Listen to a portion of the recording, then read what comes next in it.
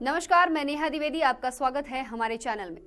Samajwadi party की मौजूदा राज्यसभा सांसद जया बच्चन, पूर्व आईएएस अधिकारी आलोक रंजन और पूर्व मंत्री रामजी लाल सुमन ने मंगलवार को उत्तर प्रदेश की 10 राज्यसभा सीटों के लिए होने वाले द्विवार्षिक चुनाव के लिए सपा उम्मीदवार के रूप में अपना नामांकन दाखिल किया।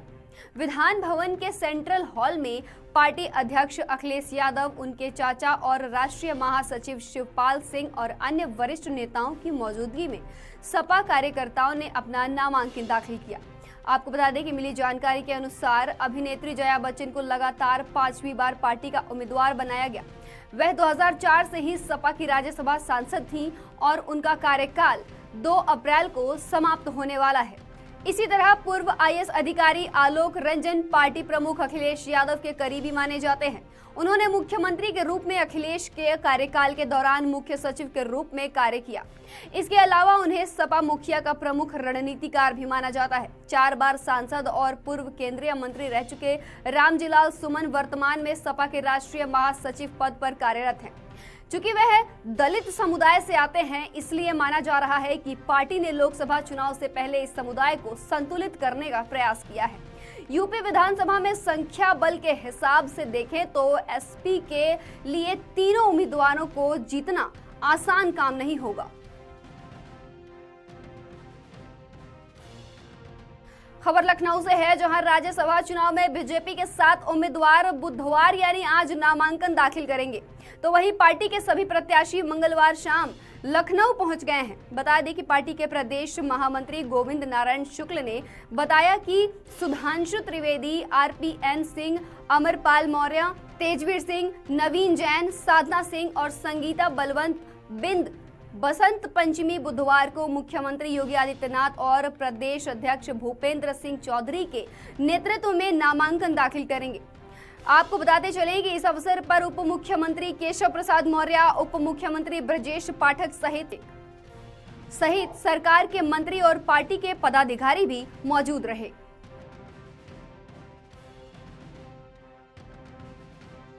अयोध्या में श्री राम जन्मभूमि पर भव्य राम मंदिर में विधानसभा अध्यक्ष के साथ जाने से इनकार करने वाले समाजवादी पार्टी के अध्यक्ष और पूर्व मुख्यमंत्री अखिलेश यादव ने अपने गृह नगर इटावा में भगवान शिव का भव्य और दिव्य मंदिर बनवा रहे हैं।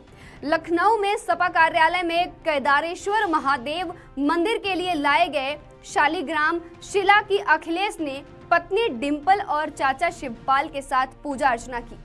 उनके साथ पूर्व आईएएस अधिकारी आलोक रंजन और रामजी लाल सुमन के अलावा पार्टी के कई प्रमुख नेता शामिल थे। मुख्यमंत्री योगी आदित्यनाथ के आह्वान पर विधानसभा अध्यक्ष सतीश महाना ने सभी विधायकों से अयोध्या धाम के दर्शन की अपील की थी, जिस पर अखिलेश ने इनकार करते हुए कहा था कि पहले शिव दर्शन करेंगे, उसके बाद अयोध्या में राम मंदिर दर्शन के लिए जाएंगे।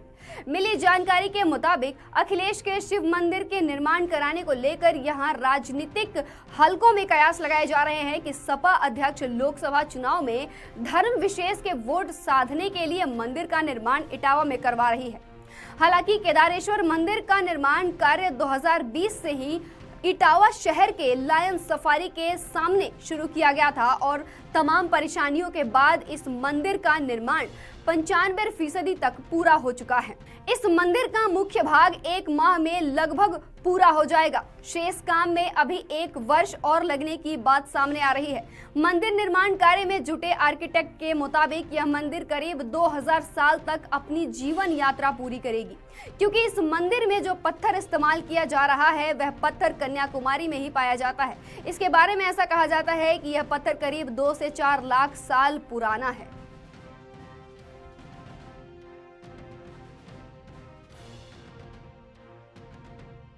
खबर है मुजफ्फरनगर से, जहां मुजफ्फरनगर में पुलिस ने गाजीपुर बॉर्डर पर धरना प्रदर्शन के मद्देनजर 2 किसान नेताओं को घरों में नजरबंद कर दिया है, ताकि वह समर्थकों के साथ दिल्ली में किसानों के प्रदर्शन में शामिल न हो सके।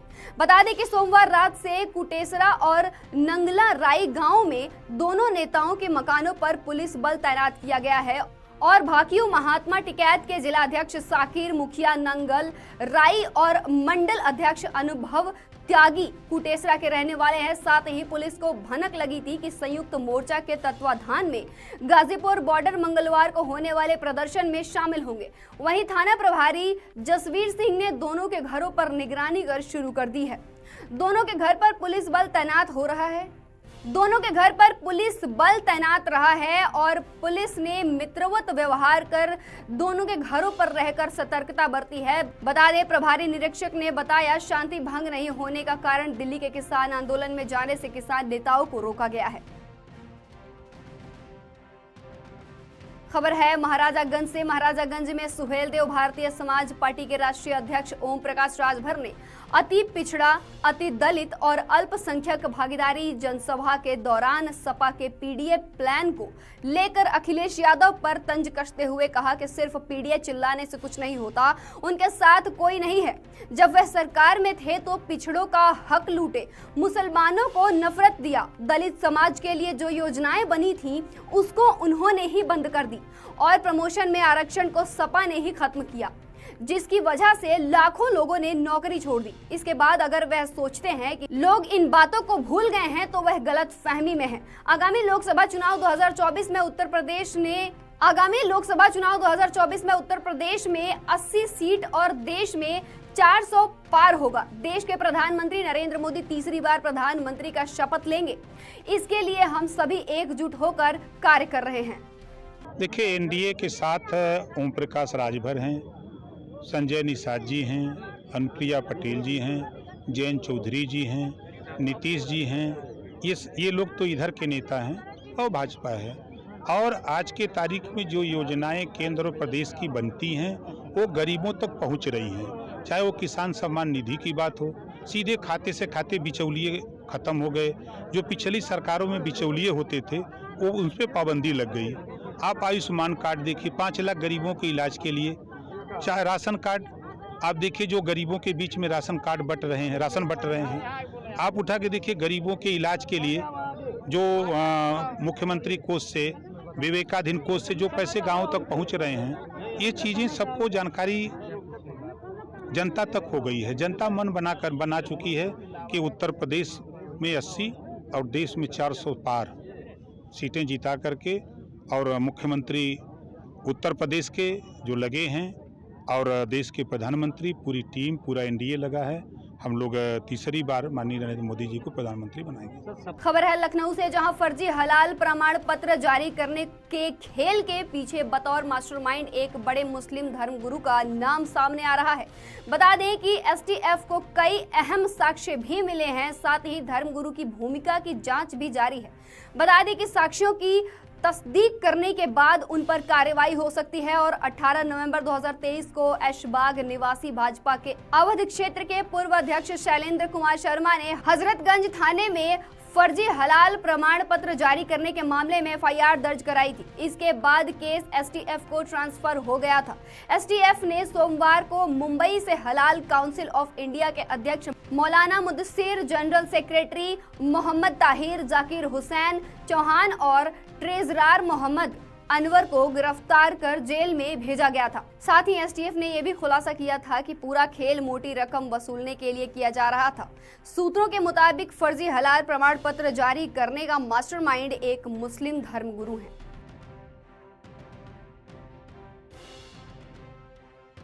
खबर है कानपुर से। जनपद कानपुर देहात में एक परिवार न्याय न मिलने पर माती मुख्यालय पहुंच कलेक्ट्रेट परिसर में आमरण अनशन पर बैठ गया और पीड़ित परिवार का कहना है कि जब तक न्याय नहीं मिलेगा तब तक यूं ही धरने पर बैठे रहेंगे। दरअसल एक परिवार के आमरण अनशन पर बैठने की सूचना पर अपर जिलाधिकारी प्रशासन मौके पर पहुंचे और पीड़ित परिवार से वार्ता की। इसके साथ ही मामले की जांच कराई जाने की बात भी कही। बता दें कि पूरा मामला रसूलाबाद तहसील क्षेत्र के प्रसादपुरवा गांव का है, जहां के रहने वाले किसान लाखन सिंह अपने परिवार के साथ आज जिला मुख्यालय माती पहुंचकर कलेक्ट्रेट परिसर पर आमरण अनशन कर रहे हैं। और आपको बताते चले, किसान और उसके परिवार की माने तो उसकी जमीन पर ग्राम प्रधान ने तहसील प्रशासन के साथ मिलकर बीते रविवार के दिन उनकी जमीन पर बुलडोजर चलवा दिया और सड़क का निर्माण करवा दिया। इसके बाद पीड़ित लाखन सिंह ने तहसील के अधिकारियों से लेकर जिले के अधिकारियों तक शिकायत करता रहा, लेकिन किसी ने भी पीड़ित की एक नहीं सुनी। एक रसूलाबाद तहसील का गाटा है जिसमें ग्राम समाज की भी भूमि है 3 बीघे के आसपास में। जैसा प्रकरण मेरे संज्ञान में आया है कि वहाँ पर मार्ग बनाया गया है और इनका ये कहना है कि मेरी ज़मीन में बना दिया गया है। इस संबंध में मेरी जिलाधिकारी से बात हुई, उन्होंने कहा, अपनी आख्या में बात कही है कि यदि इनको अपना एरिया कम लग रहा है तो पैमाइश के लिए अब वहाँ पर आवेदन कर दे, पैमाइश नियमानुसार करा करके इनकी ज़मीन को अलग कर दिया जाएगा। सर क्या नाम है, हमारी ज़मीन में और वो ज़मीन शंकरमणि भूमधरी और जिसके हम पैतृक कागजदार हैं, जिस पर माननीय एसडीएम साहब 2020 में माननीय एसडीएम महोदय रसूलाबाद के आदेशानुसार वो जगह वहाँ बनवाई, नाप के और मुझे मेरे पक्के पिलर बनवा गई। उस जगह पर बुलडोजर चलवा दिया। इसके बाद ये बुलडोजर सर चला है इतवार के दिन, छुट्टी के दिन। जब मैंने वहाँ कहा, जो भी प्रशासन के राजस्व टीम थी, पुलिस विभाग था वहाँ, मैंने कहा भाई आप किसके आदेश से बुलडोजर चलवा रही, प्रॉपर्टी मेरी है, आदेश की कॉपी एक दीजिए मुझे। उन्होंने कहा कोई आदेश फादेश नहीं है, ये तो ऐसे ही चलता रहेगा। अब हार थक के क्या करते हम। इसके बाद 1016/11 से 14 में चलाए, फिर भी ये लोग नहीं माने। इसके बाद आई ये 1056 में हमारी शंकरमणि भूमधरी ने, जिसमें हमारे कंडा घूरे कम से कम मेरा 20 टाली कंपोस्ट खाद उसी सड़क में दबा दी। रात 9-10 बजे तक बुलडोजर चला। जब बुलडोजर को आगे जगह नहीं मिली तभी मैंने बंद किया। हो सकता है अगर आगे जगह इनको मिलती तो ये मेरा मकान भी गिरवा सकते थे। खबर है बुलंदशहर से, जहां डिवाई थाना क्षेत्र गांव समरसपुर में एक घर की जर्जर छत तोड़ने के दौरान बड़ा हादसा हो गया। दरअसल मरम्मत के दौरान अचानक छत गिरने से उनके मलबे के नीचे दबने से घर के 5 सदस्यों की हालत बहुत गंभीर हो गई है। बता दें कि अचानक छत गिरने के बाद स्थानीय लोगों ने एम्बुलेंस की मदद से घायलों को अस्पताल पहुंचाया, जहां सभी घायलों की जान अब खतरे से बाहर बताई जा रही है। खबर है गाजीपुर से, जहां चाकू मारकर महिला की हत्या के मामले में पुलिस ने हत्या के आरोप में ग्राम प्रधान को गिरफ्तार किया है। बता दें कि मामला दुल्हपुर थाना क्षेत्र के मलेठी गांव का है, जहां 5 फरवरी को घर से कुछ दूर महिला का लहूलुहान हालत में शव मिला था। इस मामले की तफ्तीश में जुटी पुलिस ने गांव के प्रधान धनंजय प्रजापति को गिरफ्तार किया है। बताया जा रहा है कि ग्राम प्रधान ने अवैध संबंधों में महिला की हत्या की थी, क्योंकि महिला का ग्राम प्रधान के साथ अवैध संबंध थे, जिसके चलते वो ग्राम प्रधान पर दबाव बनाया करती थी। ऐसे में ग्राम प्रधान ने महिला की हत्या कर दी। 5 तारीख में थाना दुल्लापुर के मलेठी गांव में एक दुल्लापुर पुलिस को सूचना मिली थी कि एक महिला की चाकू मार के हत्या कर दी गई है। इस सूचना पे जनपद के सभी अधिकारियों द्वारा घटना का निरीक्षण किया गया, घटना स्थल का। और क्योंकि ये रात में करीब बातचीत करने से ऐसा लग रहा था कि 8 बजे से 9 बजे के बीच में ये घटना घटित हुई थी। जब इसमें ग्रामवासियों से पूछताछ की गई तथा जो भी इसमें संदेह के दायरे में आए उन लोगों की टेक्निकल सर्विलेंस से समीक्षा की गई, तो उस गांव के जो वर्तमान में ग्राम प्रधान हैं उनकी भूमिका संदिग्ध लगी। जब और गहनता से जांच की गई तो वही उसमें मुख्य अभियुक्त निकले तथा उस वर्तमान ग्राम प्रधान द्वारा ही उस महिला की हत्या की गई थी। इसका मूल कारण ये था कि पिछले कुछ समय से उन दोनों में बहुत अधिक इंटीमेसी डेवलप हो गई थी और जिसके कारण प्रधान अवॉइड कर रहा था। वो महिला बार बार उनसे तरह तरह की मदद मांग रही थी, जिससे कुपित होकर और अपनी सामाजिक प्रतिष्ठा बचाने के लिए यह घटना कारित की गई है। खबर है है यूपी के हमीरपुर से। यूपी के हमीरपुर में एक वहशी पति का कारनामा देखने को मिला है, जिस पर आरोप है कि शादी के बाद सुहाग रात के दिन उसने पौरुष क्षमता बढ़ाने की दवा खाकर पत्नी से शारीरिक संबंध बनाया, जिसके चलते उसकी हालत गंभीर हो गई और उसने अस्पताल में दम तोड़ दिया है। अब परिजन कार्रवाई की मांग कर रहे हैं। बता दें कि हमीरपुर जिले के सदर कोतवाली क्षेत्र की पीडब्ल्यूडी कॉलोनी के रहने वाले अजय ओमरे ने पुलिस को तहरीर देकर बताया है कि उसकी बहन शगुन की शादी 3 फरवरी 2024 को जालौन जिले के निवासी नितिन ओमरे के साथ दान दहेज लेकर हुई थी। विदाई के बाद सुहागरात के दिन शगुन के पति ने नितिन ने पौरुष क्षमता बढ़ाने की दवा खाकर उसके साथ शारीरिक संबंध बनाया, जिसको महिला बर्दाश्त नहीं कर पाई और ससुराल वासियों ने लड़की के परिजनों को झूठी बीमारी की सूचना बताकर इलाज की बात कही, जिसके बाद लड़की का भाई लड़की के ससुराल पहुंचे और इलाज के लिए कानपुर के विमल नर्सिंग होम अस्पताल में भर्ती करवाया, तभी उसकी मौत हो गई। अब जब परिजनों ने पोस्टमार्टम करवाया तब बात का पता चल सका है और उसके साथ क्या हुआ था इस बात का भी पता चला। इसके अलावा उसने मरने से पहले अपनी भाभी को हकीकत बता दी थी। वहीं इस मामले में अब परिजन कार्रवाई की मांग कर रहे हैं। वहीं पुलिस ने जांच भी शुरू कर दी है।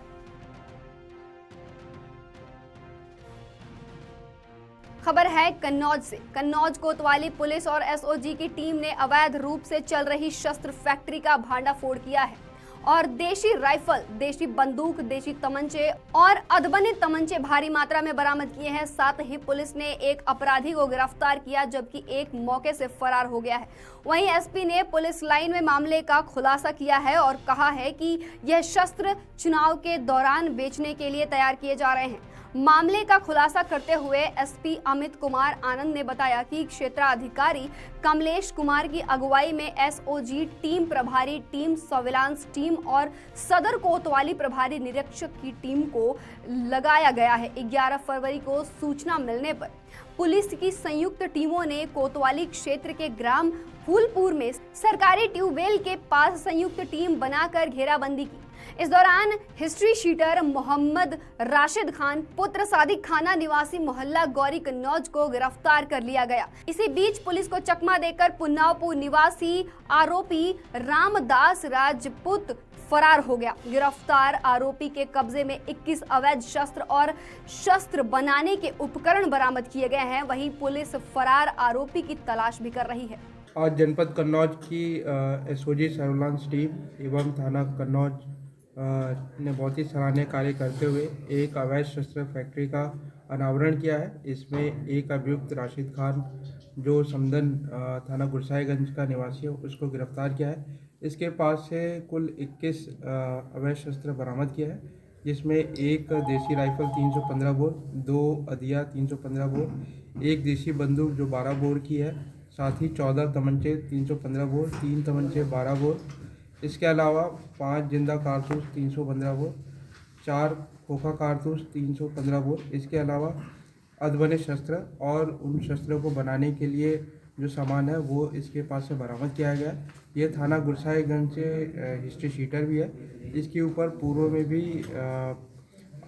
9 मुकदमे हैं जो इस प्रकार की शस्त्र बनाने के लिए इस पर लिखे गए हैं। साथ ही इस पर गैंगस्टर एक्ट का भी मुकदमा पंजीकृत है। आज टीम ने बहुत ही सराहनीय कार्य करते हुए इसकी गिरफ्तारी की है और इसे अब जेल भेजा जा रहा है। खबर है कुशीनगर से। कुशीनगर जिले में अज्ञात कारणों से लगी आग में कई घर धू जलकर खाक हो गए।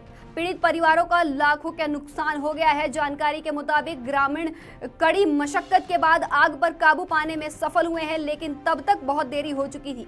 वहीं ग्रामीणों का आरोप है कि समय से फायर ब्रिगेड की गाड़ी पहुंच गई होती तो इतनी गड़बड़ी और इतनी आगजनी नहीं हुई होती और ये घटना थम गई होती।